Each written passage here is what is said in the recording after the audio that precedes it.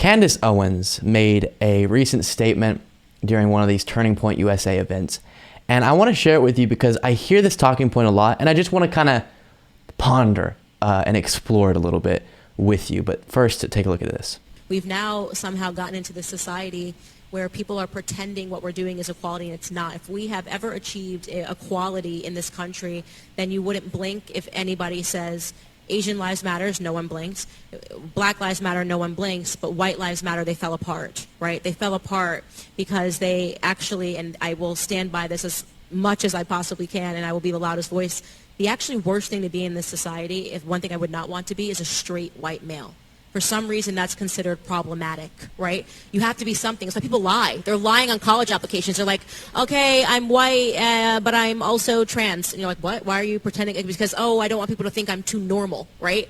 And people, they're just trying to find something that makes them not white, right? And it's really staggering to think that once upon a time, that is exactly what the experience was for a black American, that being a black American was so problematic that you weren't going to be allowed into the room. Now you have the exact same thing happening reverse, and you have liberals trying to convince you that that's equality. It's not.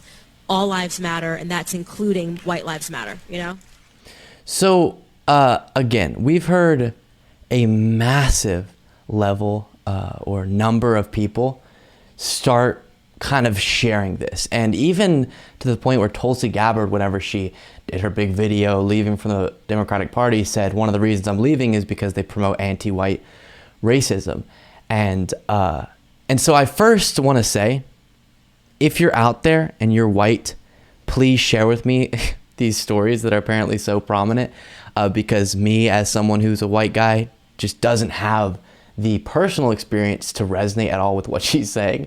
But I'll also say that what she's doing there is very, very dangerous and dishonest, because number one, to say all lives matter is perfectly fine. We've talked about that plenty. Now, to say it right next to a conversation about a particular group, so whenever Black Lives Matter was being talked about a lot, to say, oh, but why don't you say white lives matter? Why don't you say all lives matter?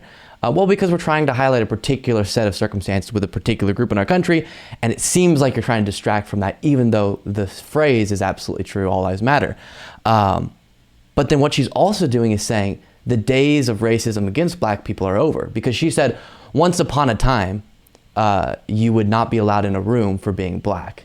And now that's what's being done to white people, which, to compare, I guess what she's alluding to is like whenever black and white people were segregated, because they're not allowing a black person in the room in her circumstance, to say that's the same treatment that white people are getting, when really what you're talking about is some stupid people on Twitter who are like, F all white people, which is stupid. I disagree with that a lot. But that's nothing compared to both the historic and current discrimination that happens on the basis of race towards black people disproportionately. And so she's trying to simultaneously rub the bellies of her primarily white audience and be like, oh, you're such a victim, life is so hard for you.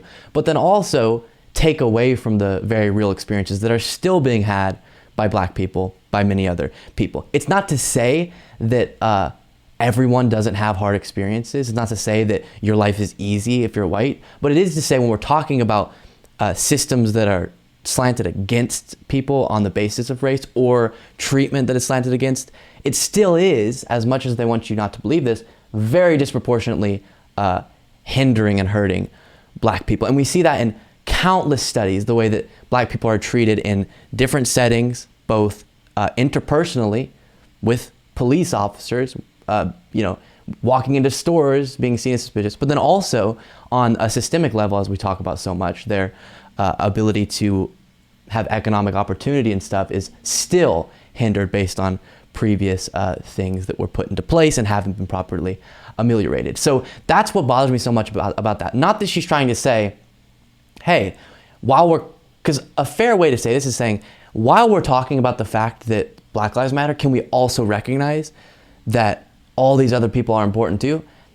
There's an honest way to say that. The way she's saying it is absolutely the opposite of an honest way. And it is just trying to make people feel like a victim so that their story is one of this tough journey they're on because they're white. Now, the only thing I could find myself getting sent after this segment is, again, tweets of idiots. That's not what I'm talking about. I promise you, in a country of hundreds of millions of people, there's examples of everyone saying anything all the time. It's about, on a large scale level, what is borne out in broader research. That's where we're talking about this difference, and that's where we're talking about her being very off and pretending like today is the Jim Crow for white people.